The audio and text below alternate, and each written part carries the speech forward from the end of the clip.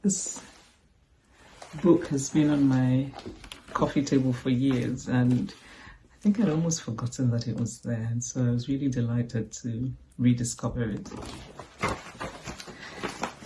and to rediscover the gorgeous photographs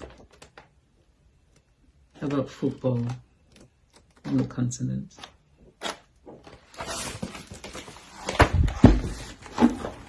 It's by the photographer Paul Stephenson, and it has a foreword by the great Didier Drouin and an introduction by me. And I'd like to read the introduction. It's called Football Nationalism. It was July of 1996, and I was visiting my sister in Lagos. She lived with her family in a flat in Ilupeju, a middle-class suburb, and below her lived a family who, she said, did not clean their flat and so had brought mice into the building. I had barely stayed a week, but I had already witnessed 2 tense exchanges between her and the neighbor about removing the rubbish in the communal bin, about drawing water from the borehole. My sister was unreasonable in anger and thought everything the neighbor did was evil. The neighbor, a woman with heavy-lidded eyes and a manner that unfortunately made me think of the word shrew, liked to raise her voice theatrically. The weather was humid, and the Summer Olympics were on in Atlanta. We watched every day, the races, the jumps, even the judo, but it was football that really mattered. On the days that the Nigerian team, the Super Eagles, played, we, sister, brother-in-law, cousin, would sit in the living room drinking soft drinks or eating corn, talking until the game started. Then we would fall silent. Then we would start to mutter when somebody missed an opportunity to score, to shout when somebody else came close. "What is he doing? Look at this stupid boy. What is he doing?" my brother-in-law would scream. We were cautiously hopeful about Nigeria doing well. Our default position as Nigerians about our national football team is always a cautious optimism.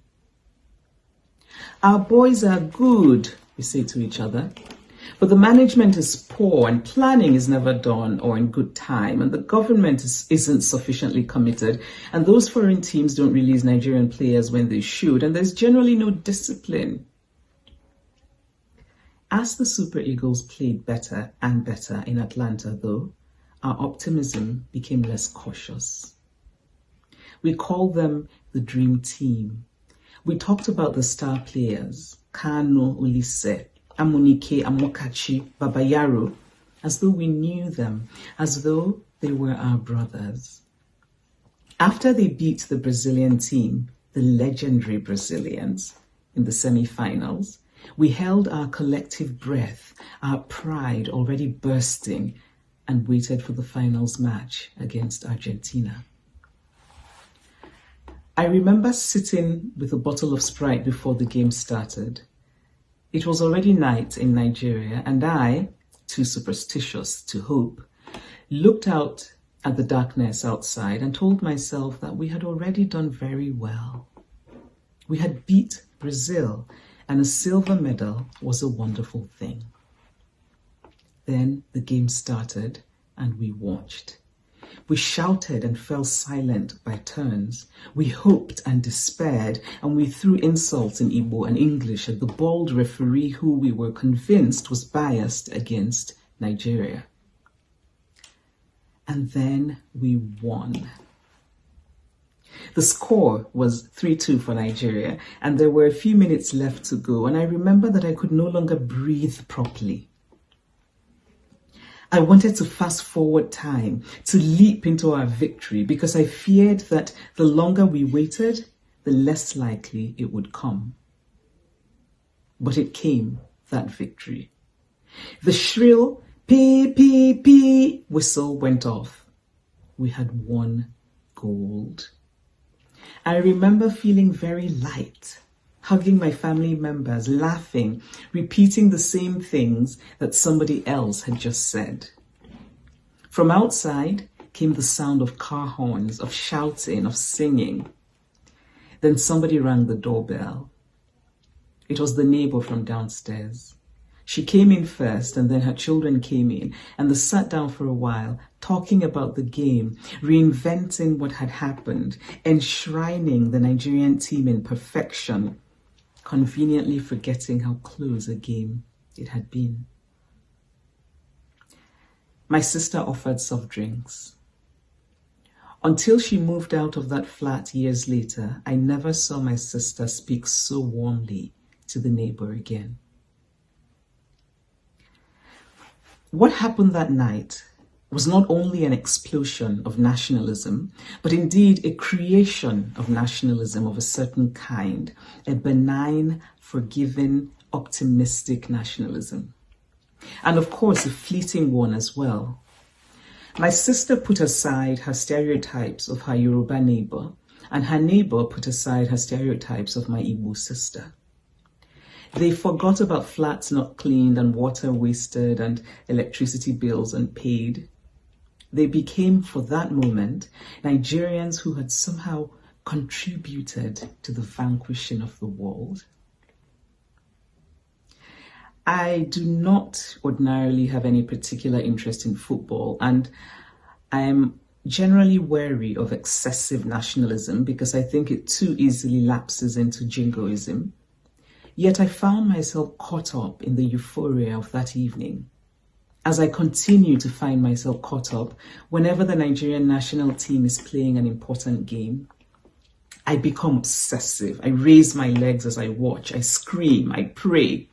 I will the universe to make us win. And the idea of an us, a collective, becomes unquestionable. Sometimes the boundaries of this identity widens, as it did during the last World Cup when Nigeria did not qualify. And so for one intense day, when Ghana played the United States, I became Ghanaian. I watched the game with my best friend Uju, often shouting and then hugging each other when Ghana finally beat the United States. You know, some of our boys started playing this game without shoes, Uju said. Our boys were, of course, the Ghanaians. A small consequence of that game was my developing a mild crush on the Ghanaian player Michael Essien, as much for his looks as for his dexterity. But the larger and more important consequence was my realization that sports allowed us Black Africans to address historical and political grievances in the most cathartic way. There is no doubt that football nationalism is not particular to Nigerians or Africans. Indeed, the very idea of national games is based on the premise of national identities.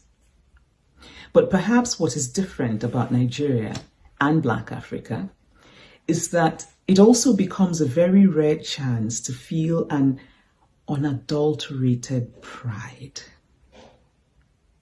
It is the scrappy nature of this pride that makes it remarkable. What our own particular football nationalism says on the world stage is that we may not be part of the G20 who decide the fate of the world. We may always rank on the bottom of health and leadership and transparency. We may have a history of hopeless governments. We may have crumbling infrastructure. We may have institutions that don't work. We may have a lot stacked against us in general. But hey, we won by sheer talent and grit. It's not all bad. We can do well too. So maybe a lot of the boys started to play football without shoes. Now imagine what we could do if we all had shoes from the beginning.